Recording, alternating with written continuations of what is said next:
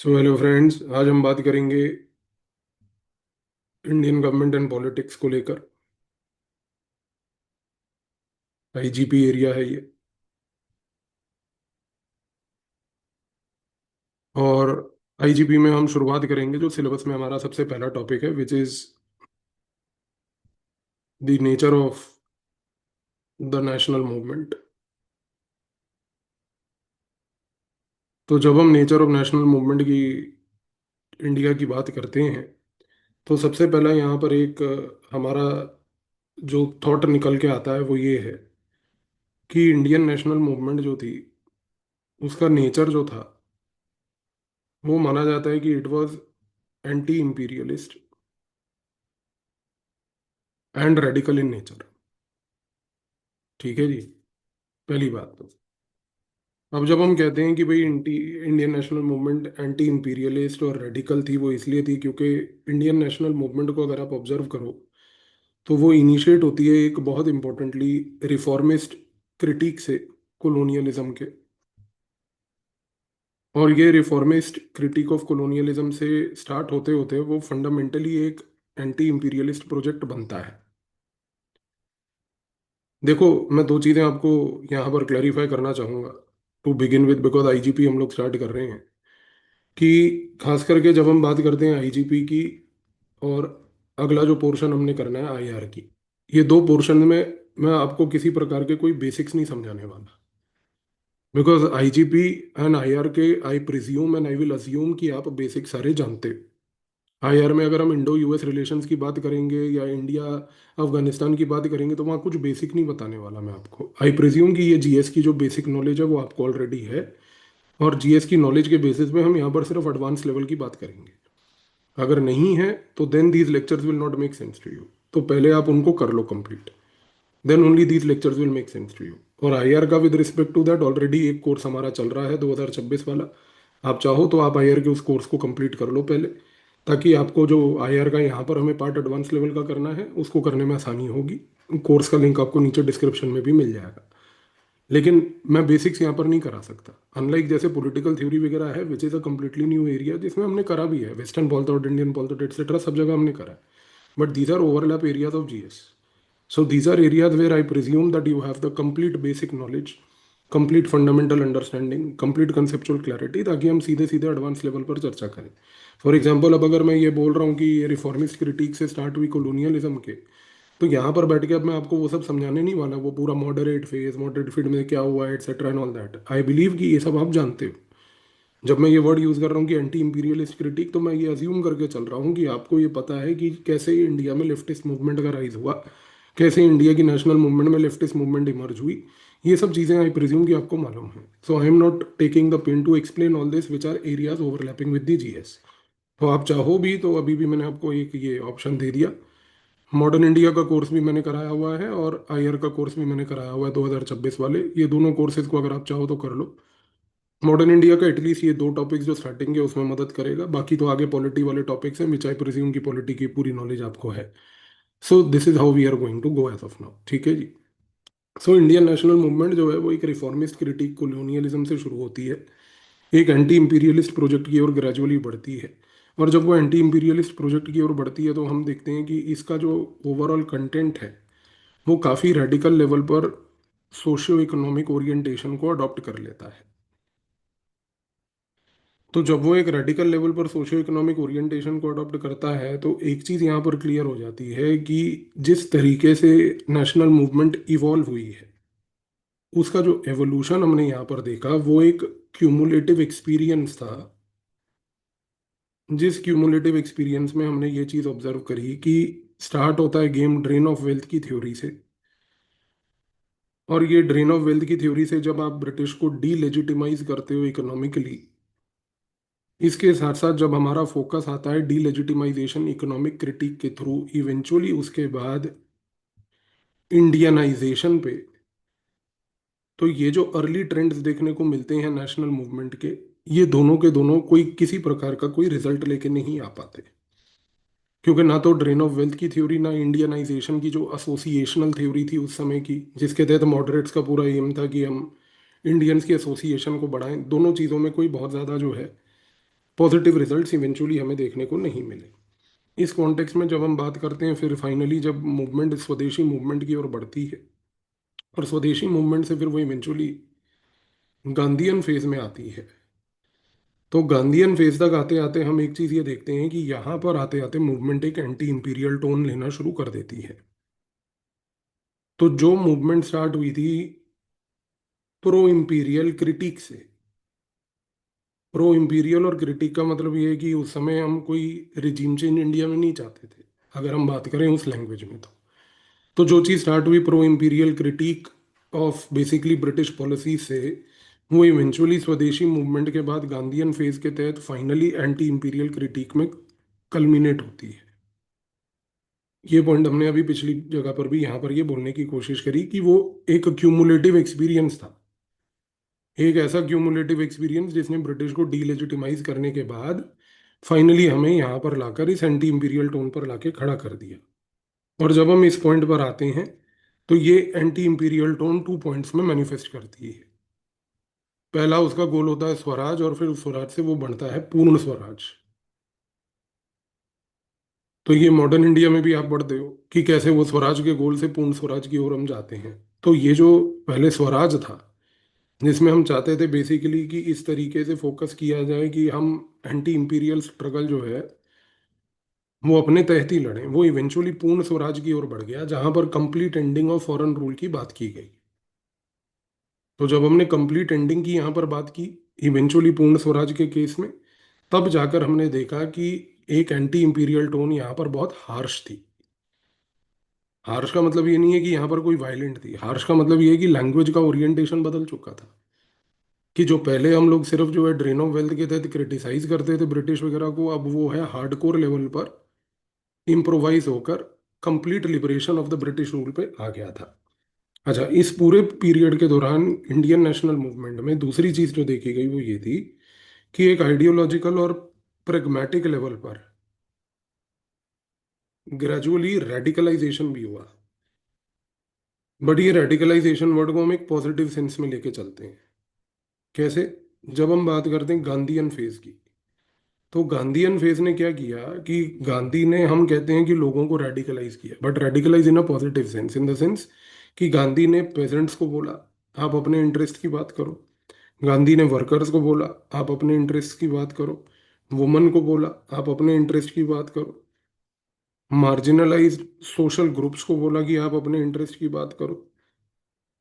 तो गांधी ने क्या किया कि इन सारे ग्रुप्स को एक, रेडिकलाइजेशन को जब हम पॉजिटिव सेंस में कहते हैं तो हम कहते हैं एक मास एनर्जी इन्फ्यूज करी। तो गांधी ने जब ये मास एनर्जी इन्फ्यूज करी, तो ये एक आइडियोलॉजिकल लेवल पर एक मूवमेंट को एक नया डायरेक्शन मिला। डायरेक्शन यहाँ पर ये मिला कि भाई अब हमारे को मूवमेंट को अपने इंटरेस्ट के तहत आर्टिकुलेट करके आगे बढ़ाना है। इसके बाद जब कांग्रेस का कराची रेजोल्यूशन आया, और ये जो कराची रेजोल्यूशन था 1931 का, इसके बाद जो कांग्रेस का फैजपुर रेवोल्यूशन आया, फैजपुर रेजोल्यूशन जो था वो 1936 वाला जो था।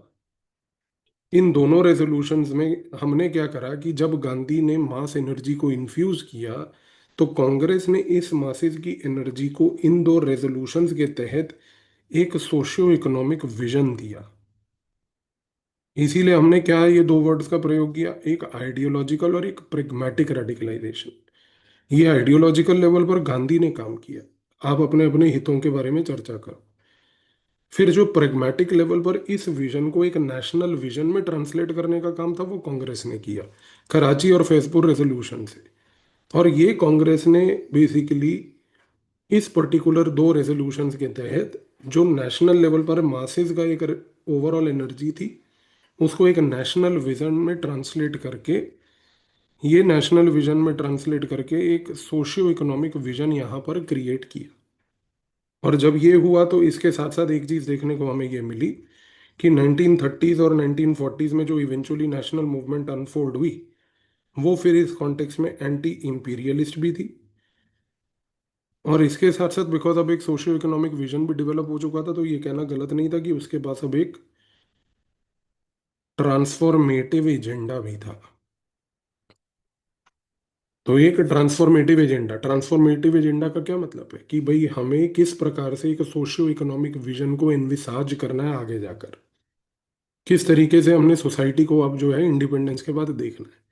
तो नेशनल मूवमेंट जो स्टार्ट होती है एक क्रिटिक से, कि हम ब्रिटिश की पॉलिसीज को क्रिटिसाइज करेंगे, फिर हम ब्रिटिश के साथ एसोसिएशन करेंगे, फिर एसोसिएशन फिटीग आने के बाद स्वदेशी मूवमेंट आती है, फिर स्वदेशी मूवमेंट के बाद जो गांधीयन फेज आता है, फिर गांधीयन फेज में जो ये मास एनर्जी आती है, फिर ये मास एनर्जी से जो सोशियो इकोनॉमिक विजन बनता है, फिर ये मास एनर्जी जो सोशियो इकोनॉमिक विजन को एक नेशनल विजन पे लेके जाती है, ये नेशनल विजन एक एंटी इंपीरियलिस्ट ट्रांसफॉर्मेटिव एजेंडा बनता है। और ये हम कहने की कोशिश कर रहे हैं यहाँ पर। इस रीजन से आप देखिए कि इवन बिपिन चंद्रा जो स्कॉलर हैं, उनका ऑब्जर्वेशन ये रहा था कि इंडियन नेशनल मूवमेंट जो थी वो एक not only mass based struggle था, बल्कि उनका मानना ये भी था कि एक वो डिसिप्लिन्ड लेवल पर एक सेंट्रली गाइडेड मूवमेंट थी,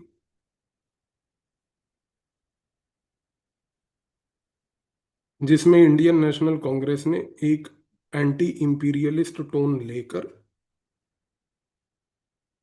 कॉलोनियल स्टेट को अपना एक एनिमी डिक्लेयर किया था, लेकिन इस एनिमी के साथ कोई वायलेंस नहीं करनी थी। इस रीजन से उन्होंने कम्युनल वायलेंस को अलग रखा था, और इस एनिमी को ट्रीट करने के लिए उन्होंने डिफरेंट क्लासेस को यूनाइट किया था, और यूनाइट करके उनको एक कॉमन पॉलिटिकल गोल की तरफ लेकर गए थे। और जो वो कॉमन पॉलिटिकल गोल था वो था इंडिपेंडेंस ऑफ इंडिया। तो ये बिपिन चंद्रा का असेसमेंट है, जो पूरा अभी हमने एक ट्रांसफॉर्मेटिव आर्क पढ़ने की कोशिश की कि कैसे वायलेंस और कम्युनल वायलेंस को साइड रख के एक कॉलोनियल स्टेट को एनिमी डिक्लेयर करके कांग्रेस ने एक एंटी इंपीरियल स्ट्रगल के तहत डिफरेंट क्लासेस को, जो गांधी ने अलग अलग हितों के बारे में चर्चा करी, अलग अलग ग्रुप्स की, उनको एक दूसरे के साथ जोड़कर यहाँ पर गेम खेलने की कोशिश करी। सिमिलरली हम बात करते हैं सुमित सरकार की, तो सुमित सरकार ने भी यहाँ पर ये बोला कि जो इंडियन नेशनल मूवमेंट है वो 1920s और 30s तक जो है वो सोशली रेडिकल हो चुकी थी, क्योंकि गांधी के आने के बाद डिफरेंट सोसाइटी के जो ग्रुप से जब सब अपने इंटरेस्ट की बात करने लग गए, तो उस पर्टिकुलर पॉइंट को सुमित सरकार ने कैप्चर करके बोला कि सोशली रेडिकल एक फेज आया इंडियन नेशनल मूवमेंट में। और यहाँ पर सुमित सरकार हाईलाइट करते हैं कि किस तरीके से जो किसान पेजेंट्स थे, मजदूर थे, लेबर थी, इन सब ने जो है अपनी अपनी एक स्पेस ट्रेड यूनियंस के थ्रू, अपनी अपनी स्पेस किसान सभा के थ्रू कांग्रेस के अंदर क्रिएट करने की कोशिश करी। तो यहाँ पर सुमित सरकार का ऑब्जर्वेशन इस प्रकार का आता है कि जो नेशनलिज्म हमने यहाँ पर देखी, जिस प्रकार से नेशनल मूवमेंट अनफोल्ड हो रही थी, उस नेशनल मूवमेंट के अनफोल्ड होते हुए हमने देखा कि कोई स्टैटिक आइडियोलॉजी नहीं थी यहाँ पर। स्टैटिक आइडियोलॉजी मीन्स कि वो मार्क्स की तरह थॉट प्रोसेस नहीं था कि जो मार्क्स कह रहा था कि भाई पूरी की पूरी जो प्रोलेटेरिएट है वो यूनाइट हो जाएगी। तो वो इस प्रकार से नहीं देख रहे थे सुमित सरकार। सुमित सरकार कहते हैं कि मार्क्स का वो प्रोलेटेरिएट लेड एक कंबाइंड रेवोल्यूशन नहीं हो रहा था, एक स्टैटिक आइडियोलॉजी यहाँ पर नहीं थी। हमारे केस में उन्होंने कहा कि यहाँ पर क्या हो रहा था कि न्यू सोशल एनर्जीज जो हैं वो इमर्ज हो रही थी, और उन न्यू सोशल एनर्जीज में ट्रेड यूनियंस की एक एनर्जी थी, किसान सभाज की एक एनर्जी थी, वुमेन ग्रुप्स की एक एनर्जी थी, मजदूरों की एक एनर्जी थी। ये एनर्जीज ने इंडियन नेशनल मूवमेंट में अलग अलग प्रकार के रेडिकल प्रोग्राम्स चलाए, और इन सारे रेडिकल प्रोग्राम्स में ऑब्जेक्टिव केवल यही था कि हर ग्रुप अपने इंटरेस्ट को फुलफिल करना चाहता था। तो इस तरीके से सुमित सरकार ने जो गांधीयन फेज का पूरा ऑब्जर्वेशन है उसको देखने की कोशिश करी। लेकिन यहाँ पर पार्था चैटर्जी जो है वो एक बड़ा अलग एंगल देते हैं। पार्था चैटर्जी का मानना ये है कि पार्था चैटर्जी बोलते हैं कि जब हम देखते हैं नेशनलिज्म को, खास करके कॉलोनियल कंट्रीज में, तो वो कहते हैं कि भाई देखो यहाँ पर मेरे हिसाब से एक आउटर डोमेन होता है और एक मटीरियल डोमेन होता है। आउटर डोमेन हो गया कि भाई जो आपका कॉलोनाइजर है उसके खिलाफ एक रिवोल्ट चल रहा है, वो हो गया उन्होंने कहा मटीरियल डोमेन। लेकिन ये हो गया एक बिल्कुल मार्क्सिस्ट लेंस देखने का। तो पार्था चैटर्जी कहते हैं कि जब हम नेशनलिज्म को इंडिया के कॉन्टेक्स्ट में देखते हैं तो हमने देखा कि यहाँ पर एक स्पिरिचुअल डोमेन था, और ये स्पिरिचुअल डोमेन को लाने वाला और कोई नहीं बल्कि गांधी था।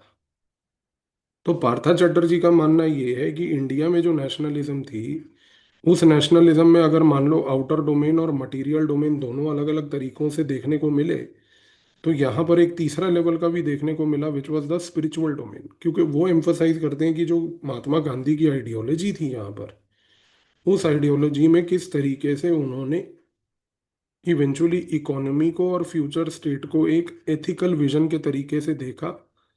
वो एथिकल विजन जो है वो इंडिया के केस में एक बड़ा यूनिक पॉइंट था। हम कई बार चर्चा कर चुके हैं, हमने जब इंडियन पॉलिटिकल थॉट भी पढ़ा था तो हमने गांधी के बारे में जब चर्चा करी और गांधी को अलग अलग कंपैरेटिव थिंकर्स के साथ भी देखने की कोशिश की थी, तो हमने एथिकल विजन ऑफ गांधी के बारे में कई बार चर्चा करी है। Whether Gandhi's comparison was done with M N Roy और whether it was done with B R Ambedkar, everywhere we have seen one common thing, that his vision was ethical vision in contrast to somebody else's alternate vision. तो पार्था चैटर्जी ये कहते हैं कि this alternate vision of Gandhi जो यहाँ पर ethical vision था, that is basically a spiritual domain of the national movement. तो एक चीज तो क्लियर हो गई कि गांधी ने यहाँ पर एक आइडियाज को भी प्रमोट करने का नेशनल मूवमेंट में टास्क लिया, नेशनल मूवमेंट में टास्क लिया। तो एक चीज तो क्लियर है बस, अगर हम यहाँ पर इंडियन नेशनल मूवमेंट को ध्यान से ऑब्जर्व करें तो यहाँ पर ये कहना तो गलत नहीं होगा कि जो बिपिन चंद्रा ने हाईलाइट किया वो था बेसिकली मास कैरेक्टर। इसके साथ साथ जब हमने सुमित सरकार की बात करी तो सुमित सरकार ने हाईलाइट किया कैसे वो सोशल लेवल पर यहाँ पर एक रेडिकलिज्म देखने को मिल रहा था। और यहीं पर अगर हम बात करें पार्था चैटर्जी की, तो पार्था चैटर्जी ने क्या बोला, dominance of ideas and spiritual domain. तो इंडियन नेशनल मूवमेंट को ये जो मल्टीपल नजरिए से हमने देखने की कोशिश करी, एक चीज तो क्लियर है कि बिपिन चंद्रा इस रीजन से यहाँ पर कहते हैं कि it was mass based, not elite based imperial struggle.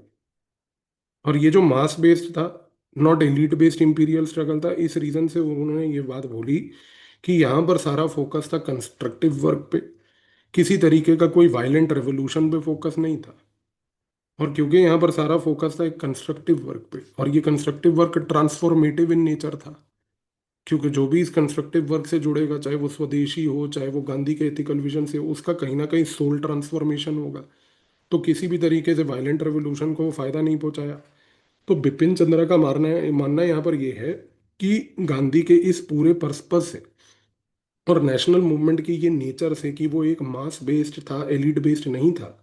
Mass based होने के साथ साथ कॉन्स्टिट्यूशनल वर्क पे फोकस्ड और वायलेंट रेवोल्यूशन पे फोकस नहीं था। इस रीजन से वो कहते हैं कि जो नेशनलिज्म हमारे यहाँ पर या नेशनल मूवमेंट देखने को भी मिली फॉर दैट मैटर, उस नेशनल मूवमेंट ने एक बहुत बड़ा हेगेमोनिक प्रोजेक्ट चलाया। और ये हेगेमोनिक प्रोजेक्ट था to delegitimize the British. तो ये जो मास बेस्ड मूवमेंट थी, उसको किस नजरिए से बिपिन चंद्रा देख रहे हैं, तो बिपिन चंद्रा कहते हैं कि बस मेरे हिसाब से ये जो मास बेस्ड मूवमेंट थी, ये मास बेस्ड मूवमेंट का सबसे बड़ा पर्पस था ब्रिटिश की अथॉरिटी को डी लेजिटिमाइज करना। और जब ये डी लेजिटिमाइज हुई ब्रिटिश की अथॉरिटी, तो ये एक बहुत बड़ा हेगेमोनिक प्रोजेक्ट था जिसमें मासेस की हेगेमनी थी, मासेस की, एलिट्स की नहीं। क्योंकि हेजेमनी अगर आप याद करो तो हम जब ग्राम्स्की की बात करते हैं तो ग्राम्स्की क्या बोलता है, ग्राम्स्की बोलता है कि hegemony will always be basically done by the ruling class.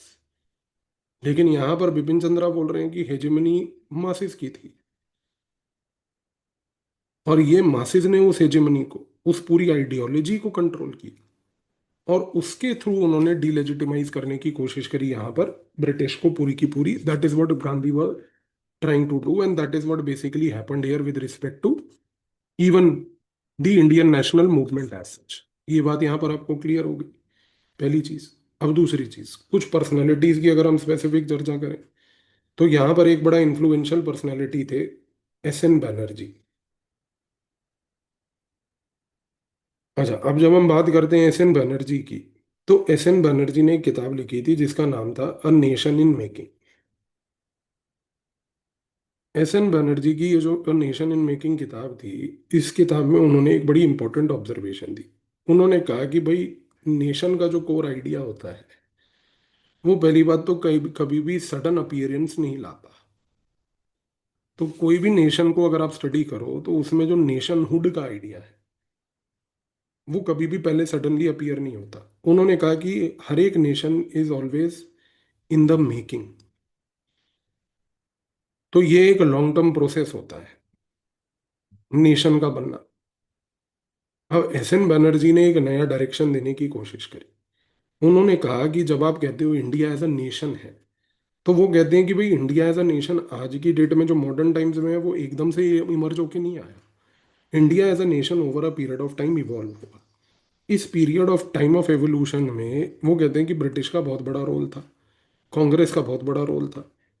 तो वो कहते हैं कि हुआ क्या कि बेसिकली अगर आप देखो तो कांग्रेस ने जिस प्रकार की नीतियां अपनाई, जिसमें उन्होंने पहले तो पब्लिक के साथ एसोसिएशन करने की कोशिश करी कि पब्लिक एसोसिएट हो ब्रिटिश के साथ, फिर उन्होंने कैंपेन्स करे, फिर उन्होंने उसके बाद एजिटेशंस करे, फिर उसके बाद एक रेवोल्यूशनरी नेशनलिज्म आया, फिर उसके बाद एक मास बेस्ड मूवमेंट गांधी की आई, फिर यहाँ पर एक लेफ्टिस्ट ओरिएंटेशन आया। तो एस एन बनर्जी कह रहे हैं कि बस ये जो आप एवोल्यूशनरी आर्क देख रहे हो ना, ये आर्क था नेशन इन मेकिंग। ये आर्क एक्सप्लेन करता है कि इंडिया जो है वो कैसे over a period of time emerge हुआ। और ये इमर्जेंस से बेसिकली जो है पूरी सोसाइटी में पॉलिटिकल कॉन्शियसनेस बनी। तो एस एन बनर्जी कहते हैं कि ये जो पॉलिटिकल कॉन्शियसनेस थी, अगर आप देखो तो ये स्टार्ट होती है एक एजुकेटेड क्लास से, और एजुकेटेड क्लास से करते करते ये परकोलेट करती है मासेस तक। तो जब ये परकोलेट करती है मासेस तक, तब एक चीज वेरी क्लियर हो जाती है। क्लियर ये हो जाती है कि भाई इंडियन नेशनल कांग्रेस के इस एवोल्यूशनरी आर्क के तहत जो पॉलिटिकल कॉन्शियसनेस इमर्ज हुई, उस पॉलिटिकल कॉन्शियसनेस ने जब मासेस तक को मैसेज को लेकर गए, तो मासेस तक मैसेज दो चीज़ों का पहुंचा। पहला पहुंचा कि भाई हमें सेल्फ गवर्नमेंट चाहिए, और सेल्फ गवर्नमेंट के साथ साथ कि हमें कॉन्स्टिट्यूशन चाहिए। तो ये जो दो मैसेजेस थे कि हमारी अपनी एक गवर्नमेंट होनी चाहिए, ये थी एक पहली प्रकार की मॉरल एंड पॉलिटिकल अवेकनिंग। ये थी मॉरल एंड पॉलिटिकल अवेकनिंग। और दूसरा कि हमें एक कॉन्स्टिट्यूशन के तहत अपने आप को गवर्न करना है। ये लर्निंग एक्सपीरियंस भी नेशनल मूवमेंट ने पूरा का पूरा नेशनल मूवमेंट के दौरान प्रोवाइड किया, जब उन्होंने खास करके पब्लिक को एसोसिएट करने की कोशिश करी। तो एस एन बनर्जी का मानना क्या है कि भाई पूरी की पूरी इंडियन नेशनल मूवमेंट जो है वो एक ग्रेजुअल प्रोसेस था पॉलिटिकल अवेकनिंग का। तो वो कहते हैं कि जस्ट बिकॉज 1885 में इंडियन नेशनल कांग्रेस का गठन हुआ डजंट मीन कि उस दिन से सडनली एक नेशनल मूवमेंट इमर्ज हुई। बनर्जी यहाँ पर ये कहने की कोशिश कर रहे हैं कि एक ग्रेजुअल पॉलिटिकल लेवल पर अवेकनिंग इंडिया में होनी शुरू हुई। बहुत सारे इवेंट्स इसमें इन्वॉल्व थे। इन इवेंट्स के थ्रू बहुत सारे हमें कॉन्क्रीट लेवल पर जो है हमने स्ट्रगल्स देखे। और ये स्ट्रगल्स थे खास करके ब्रिटिश की पॉलिसीज को लेकर, ब्रिटिश की रेशियल एरोगेंस को लेकर, और ब्रिटिश की एडमिनिस्ट्रेटिव इनजस्टिस को लेकर। तो यहाँ पर उन्होंने क्या बोलने की कोशिश करी, उन्होंने कहा कि जब आपने ब्रिटिश के खिलाफ उनकी पॉलिसीज को लेकर अपोज किया, पॉलिसीज को अपोज करते करते आपने रेशियल लेवल पर जो अग्रेसिव पॉलिसीज थी ब्रिटिश की उसको अपोज किया, फिर आपने उनके एडमिनिस्ट्रेटिव इनजस्टिस को एक्सपोज किया, उसको भी यहाँ पर लोगों के सामने उजागर किया, तब आपने एक ऐसी परिस्थिति पैदा करी जब ये देखना सही था कि अब लोगों में एक पॉलिटिकल अवेकनिंग आ गई। और ये पॉलिटिकल अवेकनिंग से लोगों के मन में दो चीज़ों की क्लैरिटी आई। पहली क्लैरिटी ये आई कि भाई पहली बात तो हमें सेल्फ गवर्नमेंट चाहिए। दूसरी क्लैरिटी आई कि सेल्फ गवर्नमेंट के साथ साथ कॉन्स्टिट्यूशन होनी चाहिए। तो ये जो पूरा प्रोसेस था इसको उन्होंने कहा नेशन इन मेकिंग। तो एस एन बनर्जी का थॉट प्रोसेस हमेशा से याद रखना कि क्या था। He never saw an event as basically what as a rupture. Rupture in the sense कि वो ये नहीं कहते कि 1885 में कांग्रेस बनी तो बस उसी दिन से नेशनल मूवमेंट एकदम से एम्ब्रियो की तरह इमर्ज कर गई। नेशनल मूवमेंट जो है वो इवॉल्व हुई, पॉलिटिकल अवेकनिंग इवॉल्व हुई, पॉलिटिकल कॉन्शियसनेस इवॉल्व हुई। कल्मिनेट कहाँ हुई, सेल्फ गवर्नमेंट कॉन्स्टिट्यूशन। तो एस एन बनर्जी ये चीज़ के ऊपर ज़्यादा फोकस कर रहे हैं। एस एन बनर्जी के इस थॉट प्रोसेस को अनिल सील और जूडिथ ब्राउन नाम के दो स्कॉलर हैं, उन्होंने बहुत केयरफुली एनालाइज किया। अनिल सील और जूडिथ ब्राउन ये कहते हैं कि एस एन बनर्जी जो थे वो बेसिकली एक ऐसे लीडर थे जो बेसिकली इस प्रकार से नेशनल मूवमेंट को देख रहे थे कि उनका ऑब्जेक्टिव था कि ब्रिटिश वैल्यूज जो हैं कहीं ना कहीं वो लोगों तक पहुंचे, बट ब्रिटिश की जो इनजस्टिस है हम उसको अपोज करें। अब ये एक बड़ा इंटरेस्टिंग टर्न आ जाता है, क्योंकि अनिल सिल जूडिथ ब्राउन के मुताबिक एस एन बनर्जी ब्रिटिश के खिलाफ इतने नहीं थे कि वो ये चाहते थे कि ब्रिटिश को आउटराइटली डिस्कार्ड कर दिया जाए। तो यहाँ पर जब हम बात करते हैं एम एन रॉय की, तो ये बात कहना गलत नहीं होगा कि एम एन रॉय और S N Banerjee to some extent closely related थे। आपको याद होगा कि जब हमने श्री औरोबिंदो की बात की थी, औरोबिंदो का मानना क्या था? औरोबिंदो का मानना केवल ये था इंडियन पॉलिटिकल थॉट में कि हमें सिर्फ इंडियन ट्रेडिशन पे फोकस करना चाहिए। स्वामी विवेकानंद ने क्या बात बोली? वही बात बोली जो एम एन रॉय ने बोली। और एम एन रॉय और स्वामी विवेकानंद ने क्या बात बोली? वही बात बोली जो एस एन बैनर्जी ने बोली। इन लोगों ने सारों ने क्या बात बोली? कि कुछ ना कुछ वेस्टर्न ट्रेडिशन में अच्छा है, उसको अपनाओ, ब्रिटिश वैल्यूज लोगों तक लेके जाओ। कुछ ब्रिटिश वैल्यूज जो हैं वो इनकलकेट करने की आवश्यकता है, पर हाँ, ओपोज जो करना है वो उनका इनजस्टिस ओपोज करना है। ओपोज जो करना है वो उनकी रेशियल अग्रेशन को ओपोज करना है, उनकी पॉलिसीज को ओपोज करना है। तो यहाँ पर अनिल सील और जूडिथ ब्राउन ये कहते हैं कि भाई बहुत ही इंपॉर्टेंटली एस एन बैनर्जी जो हैं वो चाह रहे थे कि एक फिल्टर से ब्रिटिश को देखा जाए। फिल्टर क्या है? फिल्टर ये है कि ब्रिटिश जो हैं उनकी वैल्यू सिस्टम जो हमारे लिए फ्लेक्सिबली अडॉप्टेबल है उस पर आप काम करो, लेकिन कोई ऐसी वैल्यू जिसकी वजह से ब्रिटिश एक ऐसा इमेज क्रिएट कर पा रहे हैं कि उसमें इनजस्टिस, उनकी पॉलिसीज और रेशियल लेवल पर डिस्क्रिमिनेशन दिख रहा है, तो उसको आउटराइटली अपोज करो। तो ये फिल्टरेशन का कॉन्सेप्ट जो है अनिल सील और जूडिथ ब्राउन ने दिखाया कि एस एन बनर्जी चाहते थे कि ब्रिटिश को एक फिल्टर के नजरिए से देखा जाए। इस तरीके से देखने की आवश्यकता थी, लेकिन इस चीज को लेकर सुमित सरकार बिल्कुल ओके नहीं थे। तो सुमित सरकार ने बोला कि नहीं, मेरे हिसाब से एस एन बनर्जी बहुत ही एलिटिस्ट थे, उनका थॉट प्रोसेस बहुत ही लिमिटेड था, और वो किसी भी तरीके से ना पेजेंट्स को ना वर्कर्स को इन्वॉल्व नहीं करना चाहते थे। तो क्योंकि वो पूरे के पूरे प्रोसेस में सिर्फ जो है एक ब्रॉड नजरिया देख रहे थे नेशनल मूवमेंट का, जिसमें वो ये देख रहे थे कि ये एक कॉन्स्टिट्यूशनल पॉइंट ऑफ व्यू कैसे क्रिएट होता है। तो ये कॉन्स्टिट्यूशनल पॉइंट ऑफ व्यू की वजह से एक चीज क्लियर है कि सुमित सरकार इनको पॉजिटिव नजरिए से नहीं देख पाए, और उन्होंने बोला कि मेरे हिसाब से एस एन बनर्जी जो है वो एक अर्बन एजुकेटेड एलीट का साइन है, और ये अर्बन एजुकेटेड एलीट जो है एक मॉडरेट तरीके से सोसाइटी में चेंज चाहता है, लेकिन हम मॉडरेट तरीके से चेंज जो है वो सोसाइटी में कसे ही नहीं चाहते, क्योंकि हमारा ऑब्जेक्टिव जो है यहाँ पर वो बिल्कुल अलग है। बट हाँ, अब अगर हम बात करके एस एन बनर्जी से आगे जाएं और बोलें कि गांधी ने बात करी स्वराज की, स्वदेशी की और सर्वोदय की, तो इन तीन आइडियाज का नेशनल मूवमेंट में क्या लिंक था?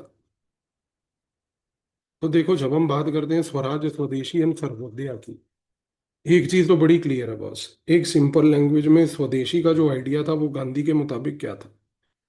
गांधी के मुताबिक स्वदेशी का आइडिया सिर्फ ये नहीं था कि आप फॉरेन गुड्स का बॉयकॉट करो। स्वदेशी मूवमेंट जो गांधी बेसिकली जिस नजरिए से इंस्पायर होके उसके बाद अपने स्वदेशी के आइडिया को उन्होंने मैनिफेस्ट किया, क्योंकि स्वदेशी मूवमेंट पहले हो चुकी थी, फिर गांधी ने स्वदेशी का जब आइडिया दिया तो उन्होंने स्वदेशी मूवमेंट के थ्रू स्वदेशी को पकड़ के फिर स्वदेशी के आइडिया को जब आगे बढ़ाया, तो स्वदेशी के आइडिया में उन्होंने कहा कि हमें स्वदेशी मूवमेंट में जो हमने सिर्फ बॉयकॉट ऑफ फॉरेन गुड्स किया था उससे बढ़कर हमें लोकल प्रोडक्शन पे काम करना है। हमें लोकल प्रोडक्शन के साथ साथ सेल्फ रिलायंस पे काम करना है, आत्मनिर्भरता। इसके साथ साथ उन्होंने कहा कि हमें डिग्निटी ऑफ लेबर पे काम करना है। गांधी के टाइम पे हम लोग बात कर चुके हैं डिग्निटी ऑफ लेबर की, डिग्निटी ऑफ मैनुअल लेबर के डॉक्ट्रिन की, तो आई am not repeating all that. तो गांधी ने इस नजरिए से पहली बात स्वदेशी के आइडिया को कंसेप्चुअलाइज किया। क्योंकि उनका लॉजिक क्या था? उनका लॉजिक ये था कि इस स्वदेशी के आइडिया से आप ब्रिटिश का जो इकोनॉमिक बेस है इंपीरियलिज्म का, उसको वीक कर पाओगे। तो गांधी ये नहीं चाहते थे कि हम ब्रिटिश की पॉलिसीज को इस नजरिए से अपोज करें कि भाई हम आउटराइट सिर्फ बॉयकॉट ऑफ फॉरेन गुड्स करें। बॉयकॉट ऑफ फॉरेन गुड्स के साथ साथ वो कहते थे कि अगर आप पैरेलल लेवल पर लोकल प्रोडक्शन करते हो, सेल्फ रिलायंस करते हो, dignity of labour and economic freedom को प्रमोट करते हो, तो इसका कॉन्सिक्वेंस ये होगा कि जो ब्रिटिश का इकोनॉमिक बेस है इंपीरियलिज्म का, वो वीकन होगा।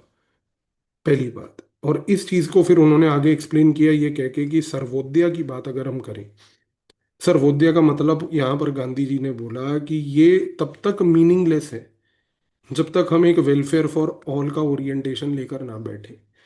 और वेलफेयर फॉर ऑल का ओरिएंटेशन ये होता है कि गांधी जी ने कहा कि जो वीकेस्ट पर्सन है, पुअरेस्ट पर्सन है, हमें इन लोगों के बेसिकली वेलफेयर के ऊपर फोकस करना पड़ेगा। तो गांधी ने कहा कि ये एक पॉलिसी मेकिंग टूल है। Sarvodaya emerged as a policy making tool for Gandhi. तो गांधी ने पॉलिसी मेकिंग में ये बात बोली कि जब आप पॉलिसी बना रहे हो, नीति बना रहे हो, उस समय आप अपने दिमाग में ये चीज को रखो, सर्वोदया की प्रिंसिपल को, कि क्या इस पॉलिसी से हम ये इंश्योर कर पाएंगे कि जो लास्ट पर्सन इन लाइन है उसकी सबसे ज्यादा वेलफेयर हो पाए। अगर आप देखो तो गांधीयन आइडिया ऑफ सर्वोदया अगर मैं बोलूं, तो ब्रीफली जो हम जानते हैं जॉन रॉल्स के बारे में, जॉन रॉल्स ने भी एक आइडिया ऐसा ही दिया था, veil of ignorance. John Rawls ने एक सिंपल सी बात बोली थी। जॉन रॉल्स ने ये बात बोली थी कि देखो ऐसा है, आप जब पॉलिसी बनाते हो तो आप पॉलिसी बनाओ अपने आप को इस तरीके से देखकर कि आपको अपनी पोजीशन सोसाइटी में नहीं पता। आपको नहीं पता कि आप जो है सोसाइटी में एक गरीब हो, आपको नहीं पता आप अमीर हो, माइनॉरिटी हो, पिछड़े हो। अगर आपको यही नहीं पता कि आपकी सोसाइटी में पोजीशन क्या है, और उसके बेसिस पे अगर आप एक पॉलिसी बनाओगे, तो जाहिर सी बात है एक ऐसी पॉलिसी बनेगी जो बेसिकली हर एक सेगमेंट ऑफ द सोसाइटी को बेनिफिट करेगी और किसी को डिस्क्रिमिनेट नहीं करेगी। This idea that John Rawls eventually gave in the form of his theory of justice, wheel of ignorance, ये theory to some extent similar थी सर्वोदया के आइडिया से, कि पॉलिसी ऐसी बनाओ जो लास्ट मैन को बेनिफिट करे। तो यूपीएससी आपको जॉन रॉल्स और सर्वोदया के आइडिया के बीच में कंपैरिजन करने के लिए क्वेश्चन कभी भी दे सकती है। तो ये चीज आपको यहाँ पर क्लियर रखनी है। और तीसरा सबसे बड़ा आइडिया था स्वराज। स्वराज के आइडिया में गांधी ने क्या बोला? स्वराज के आइडिया में गांधी ने ये बोला कि भाई हमें सिर्फ ब्रिटिश से लिबरेशन प्राप्त नहीं करनी। स्वराज का मतलब है कि हमें मॉरल लेवल पर, सोशल लेवल पर और इकोनॉमिक लेवल पर रीजनरेशन करना है। अगर हम मॉरल, सोशल और इकोनॉमिक रीजनरेशन नहीं करेंगे तो हमारा जो स्वराज है वो इनकम्प्लीट रहेगा। तो एक चीज तो क्लियर हो गई थी कि जिस नजरिए से गांधी ने यहाँ पर चीजों को देखा, तो ये कहना तो अब गलत नहीं होगा कि जो गांधी का स्वराज का आइडिया था वो कहीं ना कहीं स्वदेशी को और साथ में सर्वोदया को ज्वाइन करके बन रहा था। क्योंकि स्वराज के आइडिया में गांधी ने क्या बोला? Moral, social, economic regeneration. ये दोनों चीजें, तीनों चीजें पॉसिबल कब होंगी? जब आप स्वराज और सर्वोदया को जोड़ के देखोगे। क्योंकि स्वराज और सर्वोदया का ऑब्जेक्टिव क्या है? यही ऑब्जेक्टिव है। तो यहाँ पर गांधीयन स्वराज जो था वो एक तरीके से ये कहना गलत नहीं होगा कि it was the culmination of Sarvodaya and basically स्वदेशी। पहली बात। दूसरी बात, गांधी ने यहाँ पर जब इनको एक इंटीग्रेटिव नजरिए से देखा, एक इंटीग्रेटिव थॉट लगा के देखा, तो गांधी का ओवरऑल ऑब्जेक्टिव क्या था? गांधी का ओवरऑल ऑब्जेक्टिव ये था कि हम स्वराज के थ्रू लिबरेशन ऑफ ब्रिटिश भी प्राप्त करेंगे, स्वराज के थ्रू हम जो है साथ में सर्वोदया और साथ में स्वदेशी भी प्राप्त करेंगे। अगर दोनों हुआ तो ये एक मॉरल पॉलिटिकल प्रोजेक्ट बनेगा। तो गांधी ने इसको एक मॉरल पॉलिटिकल प्रोजेक्ट के नजरिए से देखा। अब यही चीज को लेकर अगर आप देखो, तो यहां पर हम ये कहते हैं कि राघवन अय्यर और बिक्कू पारेख ने क्या बात बोली।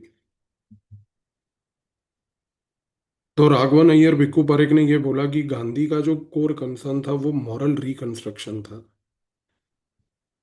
और मॉरल रिकंस्ट्रक्शन के लिए उसने कहा कि स्वदेशी गांधी के लिए जो है सिर्फ एक इकोनॉमिक पॉलिसी नहीं थी, बल्कि एक इकोनॉमिक पॉलिसी के साथ साथ बहुत इम्पोर्टेंटली वो यहाँ पर सबसे इम्पोर्टेंटली एक इगैलिटेरियन सोसाइटी का प्रिंसिपल था। तो swadeshi was not merely basically in this case what is called as an economic policy. और ये जो इगैलिटेरियन सोसाइटी गांधी चाहते थे, इस इगैलिटेरियन सोसाइटी में सर्वोदया इंटीग्रल था। क्योंकि भाई सोसाइटी इगैलिटेरियन तो तभी बनेगी जब last man in the society जो है उसका भी वेलफेयर होगा। तो राघवन अय्यर और भिक्खू पारेख ने गांधी के इस आइडिया को बहुत क्लियर कट तरीके से एग्जामिन करते हुए ये बात बोली। तो गांधी, इन दोनों थिंकर्स ने ये बात भी बोली कि जो गांधी का ये मॉरल क्लेम था लास्ट मैन वाला, ये एक बहुत क्रूशली एक डिस्ट्रीब्यूटिव आइडियल था जो गांधी ने यहाँ पर क्रिएट करने की स्वराज के थ्रू कोशिश करी। तो भिक्खू पारेख और बेसिकली यहाँ पर राघवन अय्यर यही बात को एम्फसाइज करने की कोशिश कर रहे हैं। क्या कर रहे हैं कि वो कहते हैं कि गांधी ने जिस प्रकार से स्वराज को कंसेप्चुअलाइज किया, स्वराज को हमें सिर्फ एक नेगेटिव नजरिए से और लिमिटेड नजरिए से नहीं देखना है। वो एक डिस्ट्रीब्यूटिव आइडियल था, लास्ट मैन का वेलफेयर, सर्वोदय और स्वदेशी का इंटीग्रल अप्रोच था। इस नजरिए से उन्होंने देखने की कोशिश करी यहाँ पर। ठीक है जी। लेकिन पूरे नेशनल मूवमेंट में दो लोगों का और बड़ा इंपॉर्टेंट सहयोग था, जिसमें से एक थे राजा राममोहन रॉय।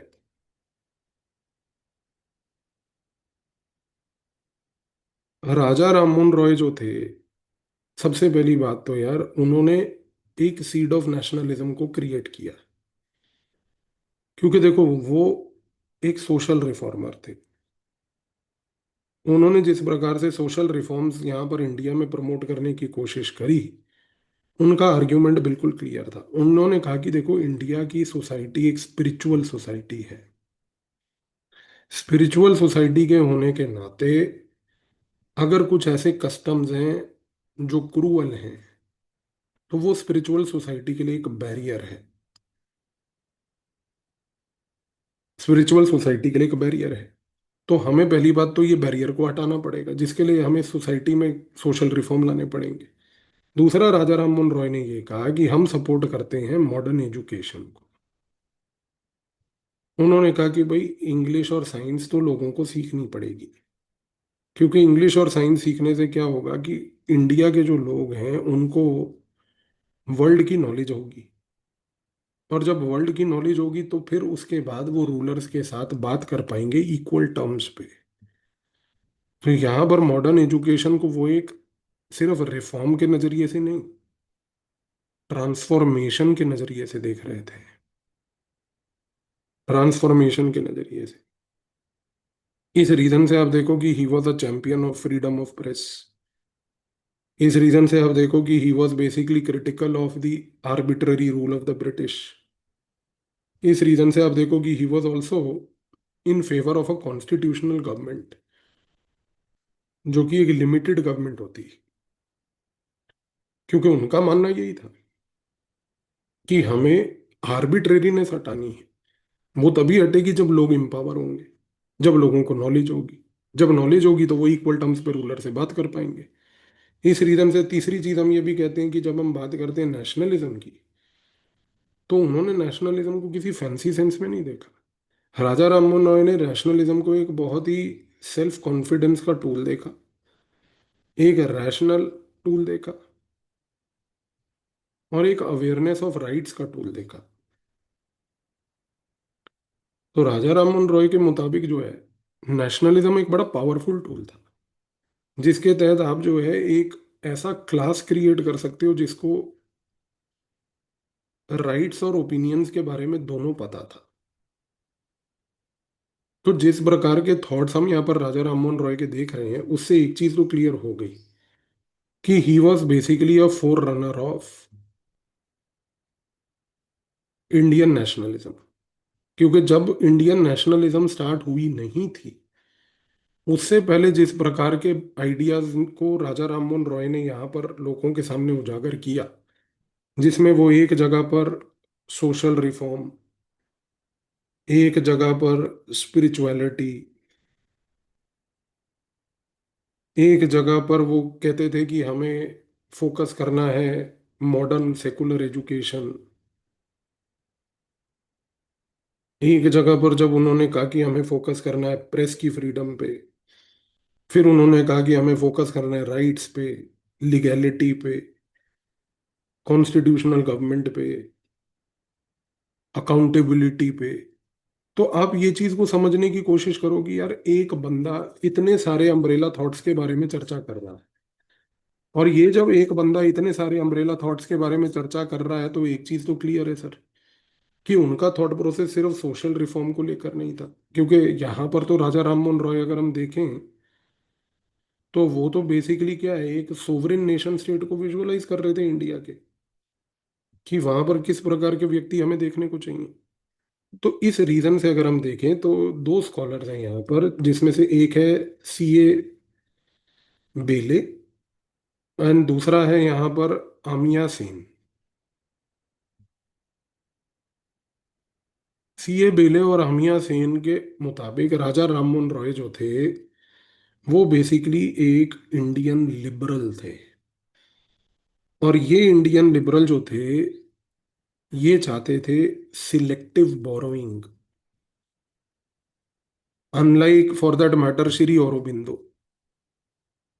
क्योंकि श्री औरोबिंदो जो है वो तो चाहते थे कि सिर्फ इंडिक ट्रेडिशन पे फोकस हो, राजा राममोहन रॉय चाहते थे कि भाई इंडिया में हमारी जो स्पिरिचुअल डेप्थ है वो भी एक्सप्लोर की जाए, हमारे जो अपने इसके साथ साथ वेस्टर्न आइडियाज हैं उनको भी एक्सप्लोर किया जाए, और दोनों का फ्यूजन हो।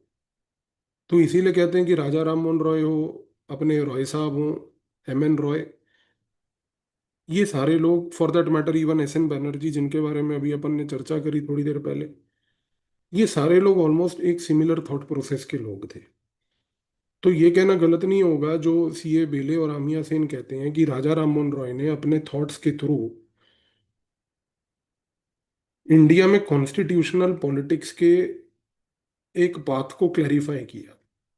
कॉन्स्टिट्यूशनल पॉलिटिक्स के एक बात को क्लैरिफाई करने के नाते इस रीजन से आज की डेट में राजा राममोहन रॉय को सीए बेले आमिया सेन ये भी कहते हैं कि he was a proto nationalist. Proto nationalist इसलिए थे क्योंकि जिस प्रकार के उन्होंने नेशन को लेकर आइडियाज विजुअलाइज किए, सोशल रिफॉर्म्स को लेकर आइडियाज विजुअलाइज किए, कॉन्स्टिट्यूशन को लेकर आइडियाज विजुअलाइज किए, रिफॉर्म्स को लेकर, वेस्टर्न और इंडियन आइडियाज के फ्यूजन को लेकर, सिलेक्टिव बोरोइंग को लेकर, इन सारी चीजों को जब हम देखते हैं तो ये एक प्रोटो नेशनलिस्ट कॉन्स्टिट्यूशनल थिंकर थे। तो वो कहते हैं कि there is a need to revisit Rammohan Roy, क्योंकि राममोहन रॉय को आज की डेट में हम लोग सिर्फ एक सोशल रिफॉर्मर के नाम से जानते हैं, बट वो एक प्रोटो नेशनलिस्ट कॉन्स्टिट्यूशनल थिंकर थे जिन्होंने कॉन्स्टिट्यूशनल पॉलिटिक्स के एक पाथ को भी क्रिएट किया। तो ये चीज आपको यहाँ पर क्लियर कट तरीके से याद रखनी है। दूसरी पर्सनैलिटी हमारे यहाँ पर है नेहरू। सबसे फेवरेट है वो बीजेपी का, नेहरू ना होता तो शायद बीजेपी को समझ ही नहीं आता आज करना क्या है हमें। तो नेहरू जो थे, सबसे पहली बात तो अगर इनके कॉन्टेक्स्ट में यहाँ पर चीज़ों को देखा जाए तो एक चीज़ क्लियर है कि नेहरू के पास एक इंटरनेशनल विजन थी, जिसके तहत ये बात बोली जाती थी कि जो इंडिया का एंटी कॉलोनियल स्ट्रगल था वो उसको एक ग्लोबल पर्सपेक्टिव से देखते थे। ग्लोबल पर्सपेक्टिव से कि मतलब वो चाहते थे कि एशिया के भी और अफ्रीका के भी जो कॉलोनियल स्ट्रगल्स हैं वो इंडिया के साथ फ्यूज हो जाएं। तो ये जो एफ्रो एशियन सॉलिडेरिटी थी,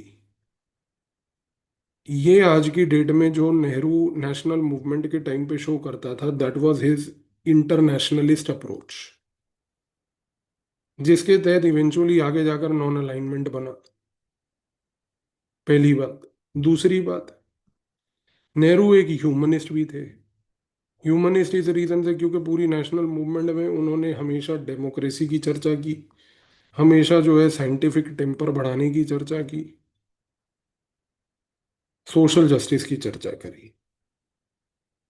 तो नेहरू हमेशा जो है इस प्रकार से फेवर करते थे कि भाई हमें democracy, scientific temper, social justice, और सोशल जस्टिस लाने के लिए भी उन्होंने एक इकोनॉमिक विजन डेवलप किया था। हम now there can be obviously various debates about that economic vision कि भाई वो विजन जो था, जो नेहरू ने बनाया, वो एक सोशलिस्ट विजन था। वो सोशलिस्ट विजन में हम सक्सेस प्राप्त कर पाए या नहीं कर पाए, वो एक अलग डिबेट है। बट नेहरू में नेशनलिज्म के भी ट्रेंड्स थे। क्योंकि नेशनलिज्म के ट्रेंड्स हम इसलिए कहते हैं because he was the one जिन्होंने कांग्रेस में ट्रांसफॉर्मेशन लाए स्वराज से पूर्ण स्वराज। तो ये जो कॉन्स्टिट्यूशनल पुश था कि भाई हमें स्वराज से एक पूर्ण स्वराज की आवश्यकता है, उसमें Nehru was instrumental, number one. दूसरा, at the national level he was very crucial in promoting mass mobilisation. तो he had faith in the masses. तीसरा, उनका रिपीटेडली जेल जाना, वहां पर जेल में बैठ के किताबें लिखना, made him a very visionary leader. ये नहीं कि जेल में बैठ के एकदम बढ़िया अपना सिगरेट विगरेट पी रहे हैं अपना बढ़िया जो है, बदलापुर की तरह। तो वो वहां पर बैठ के भी बढ़िया किताबें विताबें लिखना और वहां पर अपना एक पूरा विजन डेवलप करना। तो नेहरू का ओवरऑल जो डेमोक्रेटिक इंस्टीट्यूशंस में एक बिलीफ था, सेकुलरिज्म में बिलीफ था, साइंटिफिक टेम्पर में जो बिलीफ था, सोशल जस्टिस में जो बिलीफ था, उसकी वजह से हम कहते हैं कि Nehru was a very inclusive, rational and a humane figure in the national movement. Humane figure in the national movement.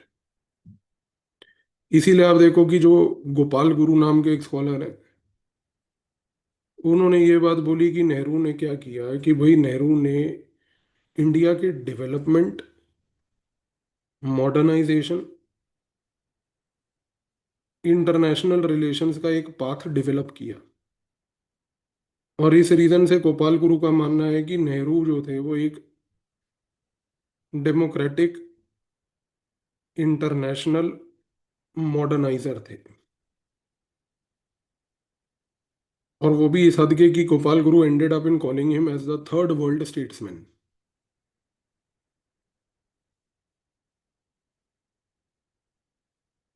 Third world statesman.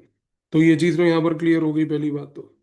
अच्छा, दूसरी सबसे बड़ी बात क्या है जी? दूसरी सबसे बड़ी बात यह है कि जब हम नेहरू की बात करते हैं, तो जिस तरीके से उन्होंने पोस्ट कॉलोनियल इंडिया के अंदर एक autonomy centric foreign policy create करी, और इस autonomic centric foreign policy create करने की वजह से जिस तरीके से नेहरू ने इंडिया को एक इंटरनेशनल पॉलिटिक्स करने का एक विजन दिया, उससे गोपाल गुरु कहते हैं कि ये स्ट्रेंथन होता है कि वो था थर्ड वर्ल्ड स्टेट्समैन। ठीक है जी। तो ये है पूरा नजरिया एंड पूरा approach overall with respect to this topic. तो ये टॉपिक हमारा यहाँ पे खत्म होता है। मैं फिर आपको बोलूंगा, देखिए, आईआर का कोर्स खास करके कर लीजिएगा before we do the IR वाला पार्ट। और मॉडर्न इंडिया का कोर्स, इन केस अगर आपको लगता है, to make these things more easily visible to you. Anyway, बाकी as I said, I presume that you know these two things, so इनके basics की चर्चा हम नहीं करेंगे, and we'll continue like this and continue tomorrow in the next class with the next topic. Thank you.